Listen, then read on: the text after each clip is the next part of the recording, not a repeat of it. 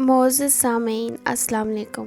نبی پاک صلی اللہ علیہ وآلہ وسلم کے بچپن میں پیش آنے والے چند اہم واقعات کا تذکرہ کریں گے کہ جن کا ذکر حضرت حلیمہ سعدیہ نے حضرت آمنہ رضی اللہ تعالیٰ عنہ سے کیا۔ وہ چند واقعات جو حضرت حلیمہ رضی اللہ تعالیٰ عنہ نے حضرت آمنہ رضی اللہ تعالیٰ عنہ سے ذکر فرمائے، وہ واقعات آپ رضی اللہ تعالیٰ عنہ اس طرح بیان کرتی ہیں کہ ایک مرتبہ یہودیوں کی ایک جماعت میرے پاس سے گزری۔ یہ لوگ آسمانی کتاب تورات کے ماننے کا دعویٰ کرتے تھے۔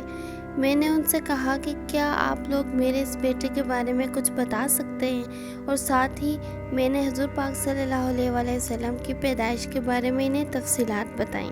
یہودی تفصیلات سن کر آپس میں کہنے لگے کہ اس بچے کو قتل کر دینا چاہیے۔ یہ کہہ کر انہوں نے مجھ سے پوچھا کہ کیا یہ بچہ یتیم ہے؟ میں ان کی بات سمجھ گئی تھی کہ وہ اس کو قتل کرنے کا ارادہ رکھتے ہیں، چنانچہ میں نے جلدی سے اپنے شوہر کی طرف اشارہ کرتے ہوئے کہا، نہیں، یہ رہے اس بچے کے باپ۔ تب وہ کہنے لگے، اگر یہ بچہ یتیم ہوتا تو ہم ضرور اسے قتل کر دیتے۔ یہ بات انہوں نے اس لیے کہی تھی کہ انہوں نے اپنی پرانی کتابوں میں پڑھ رکھا تھا کہ ایک آخری نبی آنے والے ہیں، ان کا دین ساری دنیا میں پھیل جائے گا، ہر طرف ان کی برتری ہوگی، اور ان کی پیدائش اور بچپن کی یہ نشانیاں ہوں گی، اور یہ کہ وہ یتیم ہوں گے۔ اب چونکہ ان سے حلیمہ سعدیہ رضی اللہ تعالیٰ عنہ نے یہ کہہ دیا کہ یہ بچہ یتیم نہیں ہے، تو انہوں نے خیال کر لیا کہ یہ وہ بچہ نہیں ہے۔ اس طرح انہوں نے بچے کو قتل کرنے کا ارادہ ترک کر دیا۔ اسی طرح حضرت حلیمہ سعدیہ رضی اللہ تعالیٰ عنہ بیان کرتی ہیں کہ ان کے ساتھ ہی یہ واقعہ پیش آیا کہ ایک مرتبہ وہ آپ کو ابکار کے میلے میں لے آئی۔ جاہلیت کے دور میں یہاں بہت مشہور میلہ لگتا تھا۔ یہ میلہ طائف اور نخلا کے درمیان میں لگتا تھا۔ عرب کے لوگ حج کرنے آتے تو شوال کا مہینہ اس میلے میں گزارتے۔ حضرت حلیمہ سعدیہ آپ کو ایک بار بازار لیے گھوم رہی تھی کہ ایک کاہن کی نظر آپ پر پڑی۔ اسے آپ میں نبوت کی تمام علامات نظر آ گئی۔ اس نے پکار کر کہا، لوگوں، اس بچے کو مار ڈالو۔ حضرت حلیمہ سعدیہ اس کاہن کی بات سن کر گھبرا گئی اور جلدی سے وہاں سے سرک گئی۔ اس طرح اللہ تعالیٰ نے حضور پاک صلی اللہ علیہ وآلہ وسلم کی حفاظت فرمائی۔ میلے میں موجود لوگوں نے کاہن کی آواز سن کر ادھر ادھر دیکھا کہ کس بچے کو قتل کرنے کے لیے کہا گیا ہے، مگر انہیں وہاں کوئی بچہ نظر نہیں آیا۔ آپ لوگوں نے کاہن سے پوچھا، کیا بات ہے، آپ کس بچے کو مارنے کا حکم دے رہے تھے؟ اس نے ان لوگوں کو بتایا کہ میں نے ابھی ایک لڑکے کو دیکھا ہے، معبودوں کی قسم، وہ تمہارے دین کے ماننے والوں کو قتل کرے گا، تمہارے بتوں کو توڑ ڈالے گا، اور وہ تم سب پر غلبہ پا لے گا۔ یہ سن کر لوگ آپ کی تلاش میں ادھر ادھر دوڑے، لیکن ناکام رہے۔ حضرت حلیمہ سعدیہ رضی اللہ تعالیٰ عنہ آپ صلی اللہ علیہ وآلہ وسلم کو لیے واپس آ رہی تھی کہ ذوالحجاز سے ان کا گزر ہوا۔ یہاں بھی میلہ لگا ہوا تھا۔ اس بازار میں ایک نجومی تھا۔ لوگ اس کے پاس اپنے بچوں کو لے کر آتے تھے۔ وہ بچوں کو دیکھ کر ان کی قسمت کے بارے میں اندازے لگاتا تھا۔ حضرت حلیمہ سعدیہ اس کے نزدیک سے گزری تو نجومی کی نظر حضور پاک صلی اللہ علیہ وآلہ وسلم پر پڑی۔ نجومی کو آپ صلی اللہ علیہ وآلہ وسلم کی مہر نبوت نظر آ گئی۔ ساتھ ہی آپ صلی اللہ علیہ وآلہ وسلم کی آنکھوں کی خاص سرخی اس نے دیکھ لی۔ چلا اٹھا، اے عرب کے لوگوں، اس لڑکے کو قتل کر دو، یہ یقیناً تمہارے دین کے ماننے والوں کو قتل کرے گا، تمہارے بتوں کو توڑے گا، اور تم پر غالب آ جائے گا۔ کہتے ہیں کہ یہ کہتے ہوئے وہ آپ کی طرف چپٹا، لیکن اسی وقت وہ پاگل ہو گیا اور اسی پاگل پن میں مر گیا۔ ایک اور واقعہ سیرت ابن ہشام میں یوں بیان ہوا ہے کہ حبشہ کے عیسائیوں کی ایک جماعت حضور پاک صلی اللہ علیہ وآلہ وسلم کے پاس سے گزری۔ اس وقت آپ صلی اللہ علیہ وآلہ وسلم حضرت حلیمہ سعدیہ رضی اللہ تعالیٰ عنہ کے ساتھ تھے، اور وہ آپ کو آپ کی والدہ کے حوالے کرنے جا رہی تھی۔ ان عیسائیوں نے آپ کے مونڈوں کے درمیان مہر نبوت کو دیکھا، اور آپ صلی اللہ علیہ وآلہ وسلم کی آنکھوں کی سرخی کو بھی دیکھا۔ انہوں نے حضرت حلیمہ سعدیہ رضی اللہ تعالیٰ عنہ سے پوچھا، کیا اس بچے کی آنکھوں میں کوئی تکلیف ہے؟ انہوں نے جواب میں کہا، نہیں، کوئی تکلیف نہیں، یہ سرخی تو ان کی آنکھوں میں قدرتی ہے۔ ان عیسائیوں نے کہا، تب اس بچے کو ہمارے حوالے کر دو، ہم اسے اپنے ملک لے جائیں گے۔ یہ بچہ پیغمبر اور بڑی شان والا ہے۔ ہم اس کے بارے میں سب کچھ جانتے ہیں۔ حضرت حلیمہ سعدیہ رضی اللہ تعالیٰ عنہ یہ سنتے ہی وہاں سے جلدی سے دور چلی گئی، یہاں تک کہ وہ آپ صلی اللہ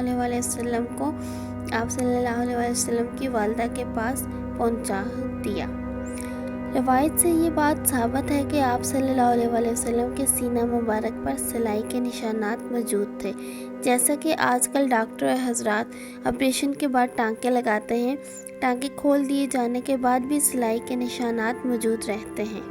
اس واقعے کے بعد حضرت حلیمہ سعدیہ رضی اللہ تعالیٰ عنہ اور ان کے خاوند نے فیصلہ کیا کہ اب بچے کو اپنے پاس نہیں رکھنا چاہیے۔ جب حضرت حلیمہ سعدیہ رضی اللہ تعالیٰ عنہ نے آپ صلی اللہ علیہ وسلم کو حضرت آمنہ کے حوالے کیا تو اس وقت آپ صلی اللہ علیہ وسلم کی عمر 4 سال تھی اور ایک روایت کے مطابق آپ کی عمر 6 سال تھی۔ کہتے ہیں کہ جب حضرت حلیمہ سعدیہ رضی اللہ تعالیٰ عنہ نے آپ صلی اللہ علیہ وسلم کو حضرت آمنہ کے حوالے کیا تو ان کے کچھ دنوں بعد ہی حضرت آمنہ رضی اللہ تعالیٰ عنہ انتقال کر گئی۔ والدہ کا سایہ بھی سر سے اٹھ گیا۔ حضرت آمنہ کی وفات مکہ اور مدینہ کے درمیان ابوا کے مقام پر ہوئی۔ آپ کو یہیں پر دفن کیا گیا۔ ہوا یہ کہ آپ صلی اللہ علیہ وسلم کی والدہ آپ کو لے کر اپنے میکے مدینہ منورہ گئی۔ آپ کے ساتھ ایمن بھی تھی۔ ایمن کہتی ہیں کہ ایک دن مدینہ کے 2 یہودی میرے پاس آئے اور بولے حضرت محمد صلی اللہ علیہ وسلم کو ہمارے سامنے لاؤ، ہم انہیں دیکھنا چاہتے ہیں۔ وہ آپ صلی اللہ علیہ وسلم کو ان کے سامنے لے آئیں۔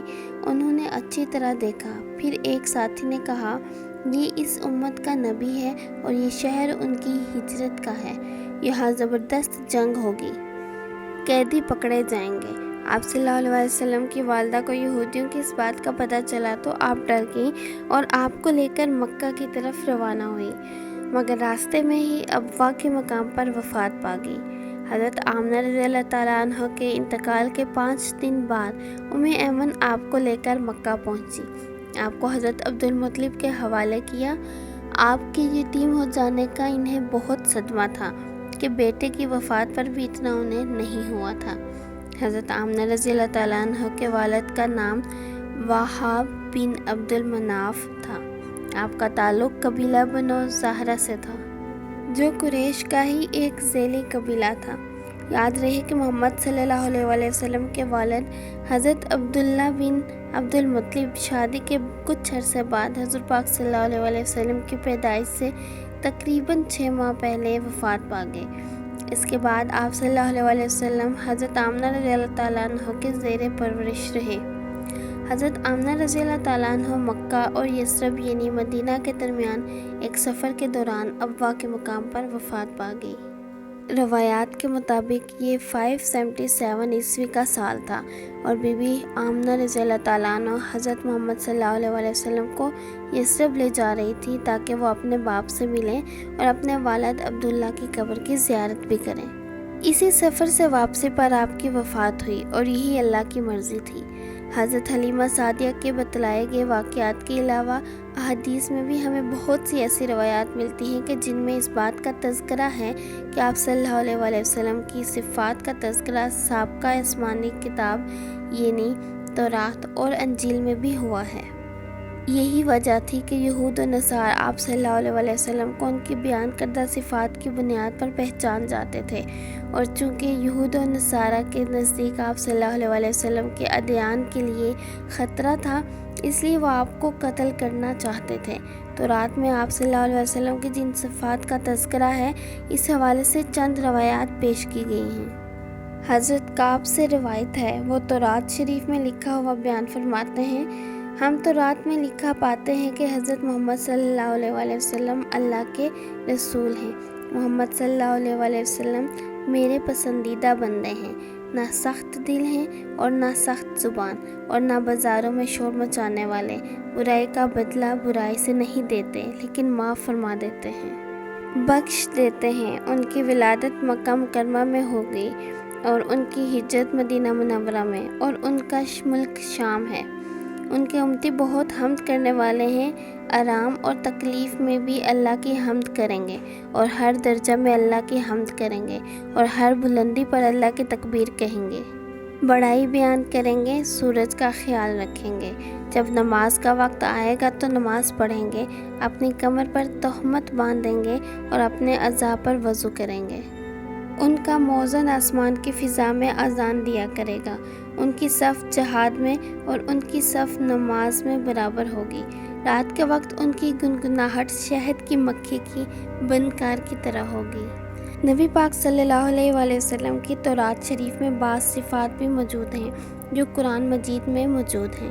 وہاں ارشاد مبارک ہے کہ اے نبی، ہم نے آپ کو کوہ حاضر اور ناظر بشارت دینے والے، ڈر سنانے والے، ان پڑھوں کی حفاظت فرمانے والے، ان کے لیے پناہ بنا کر بھیجا ہے۔ آپ میرے بندے اور رسول ہیں۔ میں نے آپ کا نام متوکل رکھا، نہ سخت دل، نہ سخت زبان، نہ بازاروں میں شور کرنے والے، برائی کا بدلہ برائی سے نہیں دیتے بلکہ معافی و بخشش فرما دیتے ہیں۔ اللہ انہیں وفات نہ دے گا حتیٰ کہ ان کے ذریعے ٹیڑھے دین کو سیدھا کر دیں، یہاں تک کہ وہ کہیں گے لا الہ الا اللہ محمد رسول اللہ۔